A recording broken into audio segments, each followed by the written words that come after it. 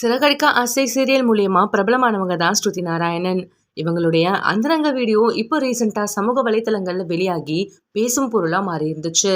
இந்த நிலையில ஸ்ருதி நாராயணன் அதை பத்தி எந்த ஒரு கருத்தும் சமூக வலைத்தளங்கள்ல தெரிவிக்காம இருந்தாங்க. அவங்களுடைய இன்ஸ்டாகிராம் அக்கௌண்ட்டையும் பிரைவேட்ல போட்டிருந்தாங்க. இதை தொடர்ந்து நேத்து ஸ்ருதி நாராயணன் என்ன பண்ணியிருக்காங்கன்னா, அவங்களுடைய இன்ஸ்டாகிராம் அக்கௌண்ட்டை பப்ளிக்ல திருப்பியும் மாத்திருக்காங்க. அது மட்டும் இல்லாம அதுல ஒரு ஸ்டோரியும் ஷேர் பண்ணியிருந்தாங்க.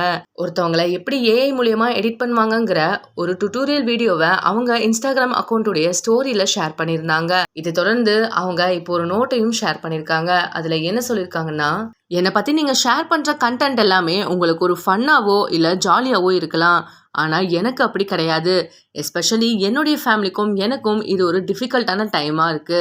இந்த சூழ்நிலையை எப்படி எனக்கு ஹேண்டில் பண்றதுன்னு கூட தெரியாம இருக்கு. நானும் ஒரு பொண்ணு தான். எனக்கும் ஃபீலிங்ஸ் இருக்கு. என்னை சுத்தி இருக்க என்னோட ஃபேமிலிக்கும் ஃபீலிங்ஸ் இருக்கு.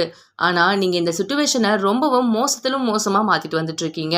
நான் உங்களுக்கு ஒரே ஒரு ரிக்வெஸ்ட் மட்டும் தான் வச்சுக்கிறேன். இப்படி இன்டர்நெட்ல பாக்குற எல்லாத்தையுமே காட்டு தீயா பரப்பி விடாதீங்க. அப்படி உங்களுக்கு வேணும்னா உங்களுடைய அம்மா இல்ல சிஸ்டர் இல்ல உங்க வீட்ல இருக்க பொண்ணுடைய வீடியோஸை போய் பாருங்க. அவங்களும் பொண்ணு தான். அவங்களுக்கும் எனக்கு இருக்கிறது தான் இருக்குன்னு போட்டிருக்காங்க. அதுக்கு அடுத்த போஸ்ட்ல என்ன சொல்லியிருக்காங்கன்னா, ஒரு வீடியோ ஃபேக்கோ இல்ல ரியலோ அந்த மாதிரியான லீக்டு வீடியோவை ஷேர் பண்றது சட்டப்படி குற்றம். அதுக்கான தண்டனைகள் என்னென்ன இருக்குன்னும் போட்டிருந்தாங்க. இந்த வீடியோ பத்தி நீங்க என்ன நினைக்கிறீங்கன்னு கமெண்ட்ல சொல்லுங்க. இந்த வீடியோ பிடிச்சிருந்தா லைக் அண்ட் ஷேர் பண்ணுங்க. மேலும் இந்த மாதிரியான வீடியோஸ் அதிகமா பார்க்கிறதுக்கு நம்மளுடைய GLV ஸ்பாட்லைட் சேனலை சப்ஸ்கிரைப் பண்ணிக்கோங்க.